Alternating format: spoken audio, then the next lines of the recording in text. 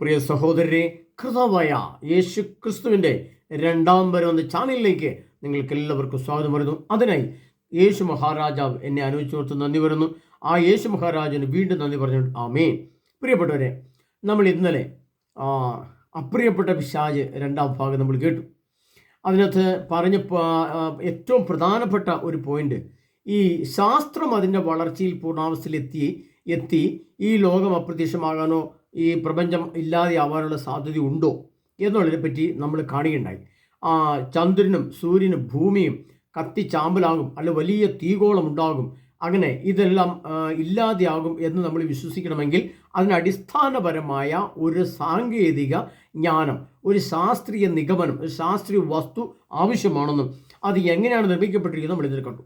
അതിനുശേഷം അപ്പോൾ അത് ഞാൻ പറയാൻ കാരണം വെച്ചാൽ, ഈ ശാസ്ത്രത്തിൻ്റെ ഒരു പ്രത്യേകത ഉണ്ട്. ശാസ്ത്രം വളർന്ന് വളർന്ന് വളർന്ന് വളർന്ന് വളർന്ന് വളർന്ന് ഇങ്ങനെ അതിൻ്റെ ഏറ്റവും അത്യുന്നതമായ കൊടുമുടിയിൽ ശാസ്ത്രം ഇങ്ങനെ വളർന്ന് വലിയ മല പോലെ വളർന്ന് അതിൻ്റെ ഏറ്റവും ടോപ്പ് കൊടുമുടിയിലെത്തുമ്പോൾ എന്ത് സംഭവിക്കും?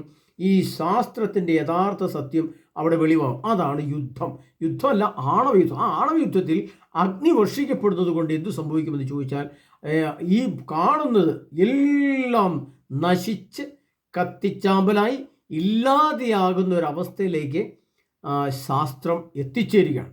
അപ്പോൾ ശാസ്ത്രത്തിൻ്റെ വളർച്ച നമ്മൾ കാണുമ്പോൾ വിചാരിക്കുന്നത് ശാസ്ത്രം നമുക്കെല്ലാം വളരെ മനോഹരമായ സന്തോഷം തരും, വലിയ സാമ്പത്തിക കാര്യങ്ങൾ ക്രമീകരിച്ചു തരും, നമുക്ക് നല്ല ജീവിതം തരും. പക്ഷേ അവസാനം സംഭവിക്കുന്നത് അങ്ങനെ അല്ല. ഇതെല്ലാം അഗ്നിക്കിരയാവുകയും ഈ കാണുന്ന പ്രപഞ്ചം തന്നെ ഇല്ലാതാവുകയും ചെയ്യും എന്നാണ് നമ്മൾ കാണുന്നത്. ഇനിയിപ്പോൾ കാണാൻ പോകുന്നു അത് തന്നെ. കർത്താവ് പറഞ്ഞ യന്ത്രങ്ങൾ കണ്ടുപിടിക്കപ്പെടുന്നതും ഇനി സ്ഫോടനത്തിൽ നശിക്കുന്നതും അങ്ങനെ തന്നെ. അതിന് മാറ്റം. അപ്പോൾ നമ്മൾ മനസ്സിലാക്കേണ്ടത്, ശാസ്ത്രം അതിൻ്റെ പൂർണ്ണാവസ്ഥയിലേക്ക് വളർന്നു, ഇനി അത് അതിൻ്റെ നാശം കണ്ടാൽ മതി എന്നതുപോലെ തന്നെ. ഇന്നലത്തെ ക്ലാസ്സിൻ്റെ ഏറ്റവും അവസാനം ഞാൻ രണ്ട് ചോദ്യം ചോദിച്ചിട്ടുണ്ട്. നമ്മെ വളർത്തിയത് ആര്? നമ്മുടെ സഭയെ ഇത്രമാത്രം വളർത്തിയത് ആര്? അപ്പോൾ ഞാൻ ഇത് കുറേയേറെ ദിവസങ്ങളായിട്ട് ഇങ്ങനെ ചിന്തിച്ചുകൊണ്ടിരിക്കുകയായിരുന്നു ഈ വിഷയത്തെക്കുറിച്ച്. ഞാൻ ഇന്ന് വരെ വിചാരിച്ചുകൊണ്ടിരുന്നത്, ഞാനാണെ പോലും എൻ്റെ പ്രാർത്ഥനയുടെ കഴിവ്, എൻ്റെ ശക്തി, എൻ്റെ അറിവ്, എൻ്റെ ജ്ഞാനം, എൻ്റെ വിശുദ്ധിയും, എൻ്റെ ക്ലാസ്സുകളെല്ലാം ഞാനിങ്ങനെ പടിപടിയായിട്ട് വളർന്ന് അതിൻ്റെ പൂർണ്ണാവസ്ഥയിലെത്തും, എൻ്റെ അഹങ്കാരം, എൻ്റെ കഴിവ് എന്നൊക്കെ വിചാരിച്ചപ്പോൾ അതല്ല, എന്നെ ദൈവമാണ് വളർത്തിയത്, പരിശുദ്ധാത്മാവാണ് വളർത്തിയത് എന്നാണ് എൻ്റെ ധാരണ. അതേപോലെ നമുക്ക് നമ്മുടെ സഭയിലേക്ക് തിരിച്ചു നോക്കാം. അത് നമുക്ക് കുടുംബത്തേക്ക് നോക്കിയാലും നമുക്കറിയാം. ഇപ്പോൾ ഒരു കുടുംബത്തിലേക്ക് നോക്കിക്കഴിഞ്ഞാൽ, ഒരു മകനോ മകളോ പഠിച്ച് ജയിച്ച് നേഴ്സായി അവർക്ക് ആ വ്യക്തിക്ക് ലണ്ടനിലോ USA ജോലി കിട്ടി. അങ്ങനെ ജോലി കിട്ടുമ്പോൾ അവരെ പഠനം എൻ്റെ പൂർണ്ണാവസ്ഥയിലെത്തി കഴിഞ്ഞപ്പോഴാണ് ജോലി എൻ്റെ പൂർണ്ണാവസ്ഥയിലെത്തി കഴിഞ്ഞപ്പോൾ എന്ത് സംഭവിച്ചു? 5 ലക്ഷം രൂപ വെച്ച് അമേരിക്കയിൽ നിന്ന് കിട്ടാൻ തുടങ്ങി. അങ്ങനെ സമ്പത്ത് വർദ്ധിച്ചപ്പം വലിയ വീട് വെച്ചു കഴിഞ്ഞ് ആ പെൺകുട്ടിയല്ല, ആ ചെറുപ്പക്കാരൻ കല്യാണം കഴിച്ച് വീടൊക്കെ വെച്ച് പണമൊക്കെ ഇഷ്ടംപോലെ വരാൻ തുടങ്ങി. അപ്പോൾ എൻ്റെ സമ്പത്ത്, ജോലി, വീട്, പണം, ധനം, യശസ് ഇതെല്ലാം അതിൻ്റെ പൂർണ്ണാവസ്ഥയിലെത്തിയപ്പം ഭാര്യയും ഭർത്താവും കൂടെ തമ്മിൽ പിരിഞ്ഞു. അവർക്ക് എന്തു പറ്റി? അവർ ഡൈവോഴ്സ് ചെയ്തു. അപ്പോൾ അവിടെ ജോലി എന്ന സത്യം അതിൻ്റെ പൂർണ്ണാവസ്ഥയിലെത്തിയപ്പോൾ എന്ത് ചെയ്യിച്ചു? അവിടെ നാശം സംഭവിച്ചു. ഇനി നമ്മൾ സഭയെ എടുത്തു കഴിഞ്ഞാൽ, നമ്മുടെ സഭ, ഞാൻ വിചാരിച്ചുകൊണ്ടിരുന്ന സഭയിൽ പരിശുദ്ധാത്മാവാണ് നമ്മെ ഇത്രമാത്രം നയിച്ച് വളർത്തി മുന്നോട്ട് കൊണ്ടുപോകുന്നത്. യേശുക്രിസ്തുവാണ് നമ്മെ ഇത്രമാത്രം നയിച്ച് വളർത്തി മുന്നോട്ട് കൊണ്ടുപോകുന്നത്.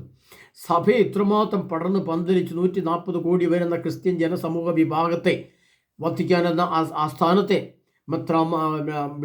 മാർപ്പാപ്പ, കർദിനാൾമാർ, ബിഷപ്പുമാർ, വൈദികർ, കന്യാസികൾ, വചനപോഷകർ, കുടുംബം, ഇതെല്ലാം ഇങ്ങനെ സ്റ്റെപ്പായിട്ട് വളർന്ന് അതിൻ്റെ പൂർണ്ണാവസ്ഥയിലെത്തിച്ചും വളർത്തിയതും സർവശക്തനായ യേശുവാണ്, അല്ലെങ്കിൽ ദൈവമാണ് എന്നാണ് ഞാൻ ഇത്രയും കാലം വിചാരിച്ചുകൊണ്ടിരുന്നത്.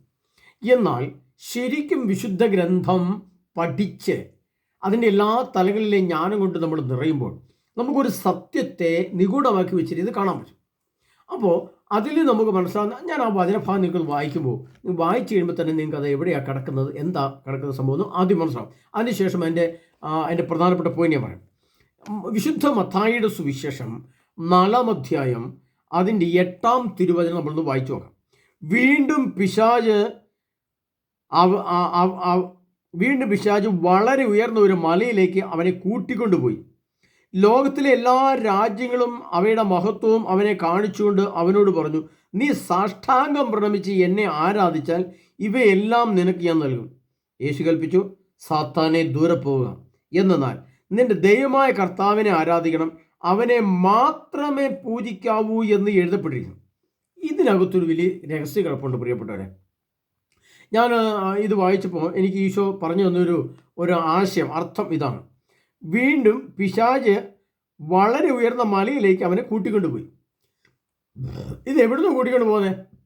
അതായത് 40 ദിവസം ഉപവസിച്ച് പ്രാർത്ഥിച്ച് ശക്തിപ്പെട്ട് പരിശുദ്ധാത്മാവ് നിറഞ്ഞ് ജ്ഞാനം കൊണ്ട് നിറഞ്ഞ് കർത്താവ് തൻ്റെ വചനം ലോകത്തിന് കൊടുക്കാൻ വേണ്ടി മരുഭൂമിയിൽ നിന്നും ഉപവസിച്ച് പ്രാർത്ഥിച്ചുകൊണ്ടിരുന്ന അവസാന ഘട്ടത്തിൽ ആ പ്രാർത്ഥനയുടെ ശക്തി യേശുക്രിസ്തു വളർന്ന് വളർന്ന് വളർന്ന് വളർന്ന് യേശുക്രിസ്തു സുവിശേഷം ലോകത്തോട് അറിയിക്കുവാൻ, താൻ ദൈവപുത്രനാണെന്ന് മറ്റുള്ളവരെ ബോധ്യപ്പെടുത്തിക്കൊണ്ട് നന്മ ചെയ്യുവാൻ, അത് ബോധ്യപ്പെടുത്തിക്കൊണ്ട് മരിച്ചവരെ ഉയർപ്പിക്കുവാൻ, മരണത്തെ ഇല്ലായ്മ ചെയ്യാൻ തക്കവിധം യേശുക്രിസ്തു വളർന്ന് വളർന്ന് വളർന്ന് വളർന്ന് വന്നു കഴിഞ്ഞപ്പോൾ സാത്താൻ അവിടെ ചെല്ലുകയും പിശാച് അവിടെ ചെല്ലുകയും ആ പിശാച് എന്ത് ചെയ്തു? ഒരു ഉയർന്ന മലയിലേക്ക് അവനെ കൂട്ടിക്കൊണ്ടുപോയി. അപ്പോൾ അവിടെ ഉയർന്ന മലയാണ്. അപ്പോൾ അവിടെ നമ്മൾ മനസ്സിലാക്കേണ്ട സത്യം ഇതാണ്. ഒരു ഉയർന്ന മലയെന്ന് പറയുമ്പോൾ നമ്മുടെ പ്രാർത്ഥനയ്ക്കും ഉയർന്ന ഒരു മല പോലെയാണ്. പ്രാർത്ഥിച്ച് ഞാൻ നിസ്സാര മനുഷ്യനായിരുന്നു. ഞാൻ അവിടുന്ന് കൗൺസിലിംഗ് ശുശ്രൂഷ ചെയ്യുന്നവനായി, മധ്യസ്ഥ പ്രാർത്ഥന ചെയ്യുന്നവനായി, ഞാൻ വചനം പോഷിക്കുന്നവനായി, ഞാൻ സുവിശേഷം മറ്റുള്ളവർക്ക് അറിയിക്കുന്ന ഒരു ഗ്രൂപ്പിലെ അംഗമായി, ഞാൻ ലോകം മുഴുവൻ സുവിശേഷം എന്നയാളായി, ഇങ്ങനെ സ്റ്റെപ്പ് ആയിട്ട് പ്രാർത്ഥിച്ച് ഉയർന്നൊരു മല പോലെ ഒരു ഉയർന്ന മലയുടെ ശക്തിയും ധൈര്യവും ഉയരവും പൊക്കമുള്ള ഒരു മല പോലെ ആയി. അങ്ങനെ യേശുവുമായി അപ്പോൾ എന്ത് സംഭവിച്ചു? പിശാച് വന്നിട്ട് പറഞ്ഞു, നമുക്ക് ആ മലയുടെ മുകളിലേക്കൊന്ന് പോകാൻ പറഞ്ഞു. അപ്പോൾ എന്ത് ചെയ്തു? യേശുവും കൂടെ പോയി. അത് എഴുതിക്കുന്നുണ്ടോ? വീണ്ടും പിശാച് അവൻ്റെ ഒരു ഉയർന്ന മലയിലേക്ക് അവനെ കൂട്ടിക്കൊണ്ടുപോയി. അപ്പോൾ ഞാനൊരു കാര്യം ചോദിക്കട്ടെ പ്രിയപ്പെട്ടവരെ, യേശു ദൈവപുത്രനാണ്, ദൈവമാണ്, ശക്തനാണ്, ധീരനാണ്, വലിയ ആത്മജ്ഞാനം നിറഞ്ഞതാണ്. അപ്പോൾ സാത്താൻ പറഞ്ഞു, നമുക്ക് ആ മലയുടെ വരെ ഒന്ന് പോകാം. അപ്പോൾ മരുഭൂമിയിൽ നിന്നും മറ്റൊരു മലയിലേക്ക് നടക്കണം, കുറേ ദൂരം നടക്കണം. അങ്ങനെ മനുഷ്യരുമാണ്, യേശു ദൈവമാണ്, മനുഷ്യരാണ്. അപ്പോൾ നടന്ന് പിശാചും ദൈവവും കൂടെ യേശുവും കൂടെ നടന്ന് മലയിൽ ചെന്നു, മലയുടെ മുകളിലേക്ക് കയറി. അപ്പോൾ എന്തു സംഭവിച്ചു? യേശുവിന് ധൈര്യമായിട്ട് പറയാമായിരുന്ന സംഭവം ഇങ്ങനെയായിരുന്നു. യേശു പറഞ്ഞു, ഞാൻ നിൻ്റെ കൂടെ ഒരിക്കലും നടക്കുകയില്ല, ഞാൻ നിൻ്റെ കൂടെ ഒരിക്കലും വരികയില്ല, ഞാൻ നീ പറയുന്നത് വിധേയപ്പെട്ട്. അപ്പോൾ സ്വാഭാവികമായിട്ട് ഇങ്ങനെ ചിന്തിച്ച് നോക്കി, സാത്താനായിരിക്കുമല്ലോ, പിശാചായിരിക്കുമല്ലോ മുമ്പിൽ നടക്കുന്നത്.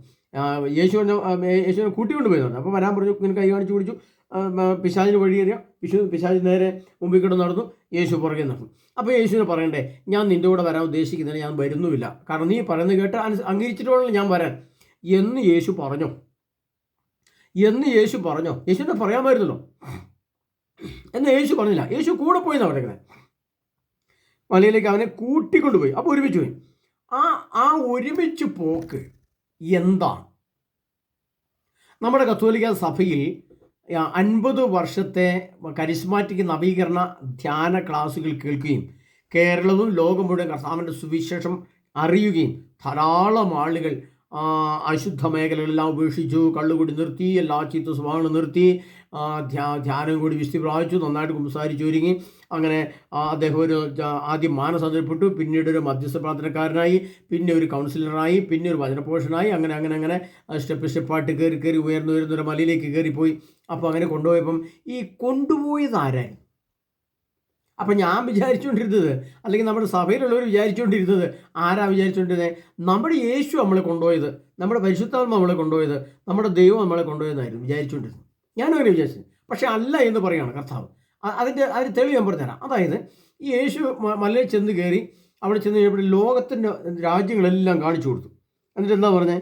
ലോകത്തിലെ എല്ലാ രാജ്യങ്ങളും അവിടെ മഹത്വം അവനെ കാണിച്ചുകൊണ്ട് അവനോട് പറഞ്ഞു, നീ സാഷ്ടാംഗം പ്രണമിച്ച് എന്നെ ആരാധിച്ചാൽ ഇവയെല്ലാം നിനക്ക് തരും. അപ്പോൾ എല്ലാ അംഗങ്ങളും എൻ്റെ മുമ്പിൽ ഒന്ന് മുട്ടുമടങ്ങണം. അങ്ങനെ മുട്ടുമടക്കിയാൽ ഞാൻ ഈ ലോകം എല്ലാം നിനക്ക് തരാം എന്ന്. പക്ഷെ യേശു എന്ത് ചെയ്തു? കൂടെ അങ്ങ് പോയെങ്കിലും ആ പോയത് അവനെ ഒതുക്കാൻ, അവനെ ഇല്ലായ്മ ചെയ്യാൻ, അവനെ പരാജയപ്പെടുത്താൻ, അവനെ ദൂരേക്ക് ഓടിക്കാൻ, അവൻ്റെ മുമ്പിൽ തോൽറ്റവനായി മാറാതിരിക്കാൻ, യേശു കൂടുതൽ ശക്തിപ്പെടാൻ. അവിടെ ആ മലയുടെ ഉയരത്തിൽ നിന്നും യേശു താഴേക്ക് ചാടിയില്ല, താഴേക്ക് നോക്കിയില്ല, ഇവനെ ആരാധിച്ചുമില്ല, ഒരഷ്ടവും ഒരംഗവും, അഷ്ടാംഗം 8 അംഗങ്ങളും അവൻ്റെ മുമ്പിൽ മുട്ടുമടക്കാൻ പോയിട്ട് അവൻ്റെ നേരെ നോക്കി അവൻ്റെ കണ്ണി നോക്കിയിട്ട് സാത്താനെ നീ ദൂരെ പോവുക എന്ന് പറഞ്ഞു. നമ്മൾ ഇവിടെ എന്ത് ചെയ്തു? 50 വർഷത്തെ കത്തോലിക്ക സഭയുടെ ഈ പ്രാർത്ഥനയും കൂട്ടായ്മയും സഭയുടെ വളർച്ചയും പ്രാർത്ഥന കൂട്ടായ്മയും എല്ലാം കണ്ട് ആ പ്രാർത്ഥനയാകുന്ന ആ പർവ്വതം, ആ ശക്തി ഇങ്ങനെ വളർന്ന് വലിയ, ഇവിടെ നമുക്ക് കേരളത്തിൽ കാണാം വലിയ മുഖവാരമുള്ള പള്ളികൾ കാണാം. മുഖവാരമുള്ള പള്ളിയുടെ മുകളിലേക്ക് ഇങ്ങനെ പള്ളി പണിയുന്നതും ഈ സാധാരണ കൂടെ തന്നെയാണ് പണിയുന്നത് കേട്ടോ. ഈ അഹങ്കാരത്തിന് ഓരോ പള്ളിയുടെ മുഖവാരത്തിൻ്റെ ആ വലുപ്പവും അതിൻ്റെ ആകൃതിയും കണ്ടാലറിയാം എത്രമാത്രം പണം അതിൻ്റെ പിന്നിൽ ഉപയോഗിച്ചിട്ടുണ്ട്, എത്രമാത്രം ബുദ്ധിയും കായിക ശക്തിയും അതിന് വേണ്ടിയിട്ട് അച്ഛന്മാർ ജനങ്ങൾ നമ്മുടെ പള്ളി പണി പകുതിയായിട്ടുള്ളൂ, പൈസ തീർന്നു പോയി, ഇനിയൊരു ഒരു 10 കോടി രൂപയാണ് കിട്ടണം, അതുകൊണ്ട് പ്രിയപ്പെട്ട എല്ലാവരും പ്രാർത്ഥിക്കണം നമ്മുടെ പള്ളി പണി. ഉടനെ അതിനും പ്രാർത്ഥനയായി. എന്നാൽ പള്ളിയുടെ മുഖാരം പണിയാൻ, അല്ല പള്ളിയുടെ പണിയാൻ, അതിനും പ്രാർത്ഥന. അങ്ങനെ പ്രാർത്ഥിച്ച് പള്ളി പണിതു. പള്ളിയെല്ലാം കണ്ടീഷനായി കഴിഞ്ഞപ്പോൾ എന്തു സംഭവിച്ചു? അപ്പോൾ അങ്ങനെ മലയുടെ മുകളിൽ കയറി ചെന്ന് നോക്കുമ്പോഴാണ് അപ്പോൾ ഇവിടെ ജർമ്മനി കാണും. വലിയ മലയാണല്ലോ, അപ്പോൾ ലോകരാഷ്ട്രങ്ങളെല്ലാം കാണാമല്ലോ. അവിടെ കഴിഞ്ഞിരിക്കുന്നത് വീണ്ടും പിശാച് അവനെ ഉയർന്ന മലയിലേക്ക് അവനെ കൂട്ടിക്കൊണ്ടുപോയി ലോകത്തിലെല്ലാ രാജ്യങ്ങളും അവയുടെ മഹത്വം എന്ന് അവർ കാണിച്ചു. ഓരോ രാജ്യങ്ങൾ എന്ന് നമുക്കറിയാം. നമ്മളിവിടെ ഹിമാലയ വൃത്തി കയറി നിൽക്കുകയാണ്. എന്നിട്ട് നമ്മൾ ദൂരേക്ക് നോക്കുമ്പോൾ അമേരിക്ക അവിടെ കാണാം. അതിൻ്റെ അവിടെ കാണാം. അമേരിക്ക കണ്ടോ, അത് കാണിച്ചു കൊടുക്കും. അപ്പം നമ്മളെ കാണിച്ചു കൊടുക്കുകയാണ്. നേഴ്സിംഗ് വിദ്യാർത്ഥി പഠിച്ച് നിൽക്കുകയാണ്. അവന് ഏറ്റവും ഉയർന്ന മലയായ അമേരിക്കയിലേക്കാണ് ആദ്യത്തെ നോട്ടം. ആ മലയിൽ എത്തിച്ചേരാൻ പറ്റുമോ എന്നാണ്. അപ്പോൾ നമ്മൾ എന്ത് ചെയ്യും? നമ്മൾ USA ഇതിൻ്റെ വേക്കൻസി കിട്ടുമെന്ന് പറയാൻ വേണ്ടി ഏജൻറ്റിൻ്റെ അടുത്തേക്ക് പോകും. പിന്നത്തെ ഉയർന്ന മലയാണ് യൂറോപ്പ്, അതിൽ ലണ്ടൻ, പിന്നത്തെയാണ് ജർമ്മനി, പിന്നത്തെയാണ് ഫ്രാൻസ്, പിന്നത്തെയാണ് ഓസ്ട്രേലിയ, പിന്നത്തെയാണ് അയർലൻഡ്. അങ്ങനെ ഏറ്റവും ഉയർന്ന മലയിലേക്ക് കയറി പോകാൻ പറ്റും നോക്കി ഉയർന്ന മലയിൽ പോകാൻ വേണ്ടി ഉയർന്ന മലയിൽ എത്തി പണമുണ്ടാക്കി വലിയ ആർഭാടത്തിന് പണം സമ്പാദിക്കാൻ വേണ്ടി എന്തു ചെയ്തു? ഇവൻ്റെ മുമ്പിൽ മുട്ടുമടക്കി. സഭയും മുട്ടുമടക്കി, നമ്മളും മുട്ടുമടക്കി, ലോകവും മുട്ടുമടക്കി. അപ്പോൾ ഈ കണ്ടതായ അനുഗ്രഹങ്ങൾ കേരളത്തിലെ കുടുംബത്തിൽ, കത്തോലിക്കരിൽ, ആഗോള സഭയിൽ ഇത്രമാത്രം സാമ്പത്തിക പുരോഗതി ഉണ്ടായതും, ഇത്രമാത്രം സമ്പത്തുണ്ടാക്കിയതും, 2 നില വാർക്ക് വീട് ഉണ്ടാക്കിയതും, 5-10 ലക്ഷം രൂപ ചുമ്മാ വെറുതെ ബാങ്കിലിട്ടിരിക്കുന്നതും, മക്കളുടെ മക്കളിൽ അമേരിക്ക സെറ്റിലായതും ആരാ കൊണ്ടുപോയി ആക്കിയത്? പരിശുദ്ധാത്മാവാണോ? അല്ല. കാരണം ഇത് പറയുന്നുണ്ട്, ദൈവം അവിടെ ചെന്നിട്ട് ഈ മല കണ്ടുവച്ച് പറഞ്ഞു, ഇതിലെ ഒരു രാജ്യത്തിൻ്റെയും ആവശ്യം എനിക്കില്ല, ഞാൻ നിൻ്റെ മുമ്പിൽ മുട്ടുമടക്കിയത്. നമ്മൾ മുട്ടുമടക്കി. സഭയും മുട്ടുമടക്കി. സഭ തന്നെ ഇപ്പോൾ അക്കാദമികൾ ഉണ്ടാക്കി കൊടുക്കുകയാണ്, എഞ്ചിനീയറിംഗ് കോളേജുകൾ നടത്തുകയാണ്, സ്കൂൾ കോളേജുകൾ നടത്തുകയാണ്, നഴ്സിംഗ് കോളേജ് നടത്തുകയാണ്, ഇംഗ്ലീഷ് വിദ്യാഭ്യാസം നടത്തുകയാണ്, ഫ്രഞ്ച് ഭാഷ പഠനം നടത്തുകയാണ്, കമ്പ്യൂട്ടർ എഡ്യൂക്കേഷൻ നടത്തുകയാണ്. ഇനിയിപ്പോൾ AI റോബോട്ടിൻ്റെ സംവിധാനങ്ങൾ അതും പഠിക്കുകയാണ്. അങ്ങനെ എല്ലാം പഠിച്ച് നമ്മൾ ജോലി പഠിച്ച് ഇപ്പോൾ ഈ കൂട്ടിക്കൊണ്ട് പോകുന്നവരാ? ധനം, പണം, അതിൻ്റെ വഴികൾ, അതിൻ്റെ വയലുകൾ, അതിൻ്റെ മാർഗങ്ങൾ, ഏജൻറ്റുകൾ. 20 ലക്ഷം ഇസ്രായേലിലേക്ക്, 50 ലക്ഷം ആഫ്രിക്കയിലേക്ക്, അമേരിക്കയിലേക്ക്, ഇതെല്ലാം കൊടുത്തുകൊണ്ട് നമ്മൾ ഒരു കൃപാസനം പോലുള്ള സ്ഥലങ്ങളിൽ അല്ലെങ്കിൽ എല്ലാ ധ്യാന സെൻ്ററുകളിൽ 10, 100, 200 പാസ്പോർട്ടുകൾ കൂട്ടിയിട്ട് വെഞ്ചിരിക്കുകയാണ്. ഇങ്ങോട്ട് വിദേശത്തേക്ക് പോകാൻ വേണ്ടി, പണത്തിന് വേണ്ടി. പണം ആരുടെയാണ്? സത്യം. അതുകൊണ്ടാണ് യേശു ക്രിസ്തു പറഞ്ഞത്, നിനക്ക് ദൈവത്തെയും മാമോനെയും ഒരുമിച്ച് സേവിക്കാൻ സാധിക്കുകയില്ല എന്ന് യേശു പറഞ്ഞു. അപ്പോൾ ഇപ്പോൾ നമ്മളെന്താ കാണുന്നത്? ദൈവത്തെയും മാമോനെയും പണത്തെയും ഒരുമിച്ച് സേവിച്ചപ്പോൾ എന്ത് ചെയ്തു? ആ മലയുടെ മുകളിൽ നിന്ന് ഒരൊറ്റ ചാട്ടം താഴേണ്ടി വന്നു. പുത്തോന്നും പറഞ്ഞ കത്തോലിക്ക സഭ ഇന്ന് കിടക്കുന്നു. ഇന്നെവിടെയാണ് കത്തോലിക്ക സഭ കിടക്കുന്നത്? കുടുംബങ്ങൾ എവിടെയാണ് കിടക്കുന്നത്? വിവാഹമെന്ന കുദാശ എവിടെ കിടക്കുന്നത്? ഡൈവോഴ്സിൻ്റെ എണ്ണം എത്രയാണ് കിടക്കുന്നത്? അവിവാഹിത ചെറുപ്പക്കാരുടെ എണ്ണം എത്രയാണ് കിടക്കുന്നത്? എത്ര അച്ഛന്മാരാ അസ്വസ്ഥയോടെ ജീവിക്കുന്നത്? എത്ര കുടുംബങ്ങളാണ് തകർന്നു പോയിരിക്കുന്നത്? സഭയുടെ മഹത്വം ഇന്ന് എവിടെയാണ്? കേരള സഭയുടെ ഇപ്പോഴത്തെ അവസ്ഥ എവിടെയാണ്? വിശ്വാസത്തിൻ്റെ അളവ് ഇപ്പോൾ എവിടെയാണ്? വിശുദ്ധിയുടെ അളവ് ഇപ്പോൾ എവിടെയാണ്? ആരിലാണ് കർത്താവിന് യോഗ്യമായ സ്വർഗീയപ്രവേശനത്തിന് യോഗ്യമായിട്ടുള്ള ഏത് വ്യക്തിയാണുള്ളത്? ഇങ്ങനെ ചിന്തിക്കുമ്പോൾ കർത്താവ് സാഷ്ടാംഗം പ്രണമിച്ചില്ല, പക്ഷെ നമ്മൾ സാഷ്ടാംഗം പ്രണമിച്ചു. ഇന്നും നമ്മൾ പ്രാർത്ഥിക്കുമ്പോൾ വിശുദ്ധ കുർബാനയുടെ മധ്യയും ധ്യാനം കൊടുത്തൊക്കെ ചെയ്യുമ്പോൾ എൻ്റെ മോന് ആ IELTS ഒന്ന് പാസ്സാകാൻ അനുഗ്രഹിക്കണമേ, എൻ്റെ മോള് 2 പ്രാവശ്യം IELTS പാസ്സായില്ല പത്രേ, അല്ലെങ്കിൽ അച്ഛാ അതൊന്ന് പാസ്സാകാൻ അനുഗ്രഹിക്കണമേ, എന്നിട്ട് വേണം USA പോകാൻ വേണ്ടി നോക്കിയിരിക്കുക. അപ്പോൾ അവിടെയും കൂട്ടുപിടിക്കുന്ന പണത്തിന് വേണ്ടി. അപ്പോൾ ഈ ധനത്തെയും മാമോനെയും ഒരുപോലെ സ്നേഹിച്ചു കഴിഞ്ഞപ്പോൾ ഇപ്പോൾ ഇന്ന് സഭയുടെ തകർച്ച, സഭയ്ക്കുള്ളിലെ ആ ധനത്തിൻ്റെ സ്ഥാനമാനത്തിൻ്റെ പണവും ധനവും അതിൻ്റെ ആഡംബരം ഉള്ളതുകൊണ്ടാണ് ഈ വടംവലി വരുന്നത്. അതൊരു ഷെഡായിരുന്നെങ്കിൽ, ഒരു ഓലപ്പരയായിരുന്നു ഈ പള്ളികളെങ്കിൽ, ഒരു ഓലപ്പര പ്ലാസ്റ്റിക് ഒക്കെ വലിച്ചു കെട്ടി അത്യാവശ്യം ഓടിക്കയറി 100-200 പേർക്ക് ഒരു വിശ്രമാനം മാത്രം നടക്കുന്ന ഒരു ഷെഡായിരുന്നെങ്കിൽ ആരും ഈ പ്രശ്നം ഉണ്ടാക്കുന്നില്ല. എന്തുമാത്രം സമ്പത്താണ് AC മുറികൾ, ധനകാര്യ സ്ഥാപനങ്ങൾ, ബാങ്ക് അക്കൗണ്ടുകൾ, പണം, ഇതെല്ലാം വന്നപ്പോൾ നമ്മൾ സാഷ്ടാംഗമല്ല, ഇനി എല്ലാ അംഗമെന്നല്ല, മുഴുവൻ ശരീരവും ആർക്ക് കൊടുത്തു? സാത്താന് കൊടുത്തു. എന്നാൽ യേശു മുട്ടുമടക്കിയോ? ഇല്ല. നമ്മുടെ സഭയോ മുട്ടുമടക്കി? നമ്മളോ സഭ മുട്ടുമടക്കി. എന്തിനു വേണ്ടി മുട്ടുമടക്കി? അപ്പം നമ്മുടെ ആധിപത്യം ഇപ്പോൾ ആർക്കാണ്?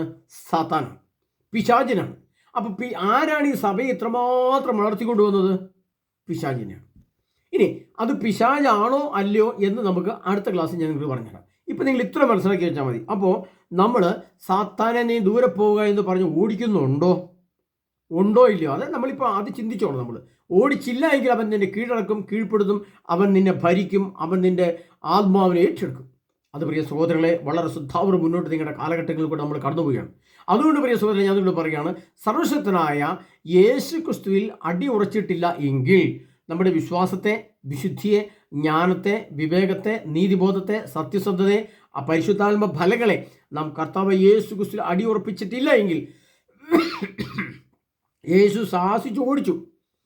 യേശു വിധേയപ്പെട്ടില്ല. യേശു അവനെ നോക്കിയിട്ടാണ് പറഞ്ഞു, അവൻ്റെ നേരെ നോക്കിയിട്ട് പറഞ്ഞു, സാത്താനെ നീ ദൂരെ പോവുക. യേശു കൽപ്പിച്ച പറഞ്ഞു. അപ്പോൾ കൽപ്പിച്ച പറഞ്ഞാൽ അവൻ്റെ നേരെ നോക്കിയിട്ടാവും, സാത്താനെ നീ ദൂരെ പോവുക എന്ന് വളരെ ശബ്ദത്തിലും കാർക്കശ്യത്തിലും അവൻ്റെ മുഖത്ത് നോക്കി പറഞ്ഞപ്പോൾ നമ്മൾ പറയും നമ്മൾ ജോലിയല്ലേ, നമുക്ക് ജോലിയില്ല. ആ ജോലിക്ക് വേണ്ടി പോകുന്നതിന് എന്താ കുഴപ്പം?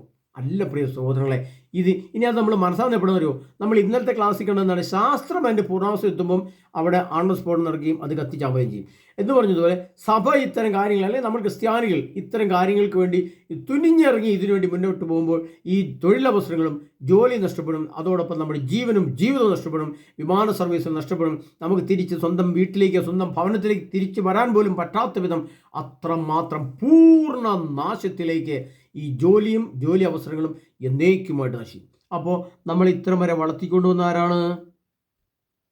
യേശുവാണോ, പരിശുദ്ധാത്മാവാണോ, സാത്താനാണോ? നിങ്ങൾ സ്വയം ഉത്തരം കണ്ടെത്തുക. പ്രിയ സഹോദരങ്ങളെ, കർത്താവായ യേശു ക്രിസ്തു നമ്മെ ഓരോരുത്തരെയും സമൃദ്ധമായി അനുഗ്രഹിക്കുമാറാകട്ടെ. കർത്താവായ യേശു ക്രിസ്തു നമ്മുടെ ജീവിതത്തെ വിശുദ്ധി കൊണ്ട് നിറയ്ക്കട്ടെ. കർത്താവായ യേശു ക്രിസ്തു നമ്മെ ജ്ഞാനിയാക്കി മാറട്ടെ. കർത്താവായ യേശു ക്രിസ്തുവിന്റെ നാമത്തിൽ പൈശക്തികളെ ബന്ധിച്ച് ബഹിഷ്കരിച്ച് ആത്മജ്ഞാനവും ആത്മശക്തിയും നേടി കർത്താവിൻ്റെ വരേണ്ടി വരിക നമ്മൾ ഓരോരുത്തരും സമൃദ്ധമായി അനുഗ്രഹിക്കുമാറാകട്ടെ. ആമേൻ.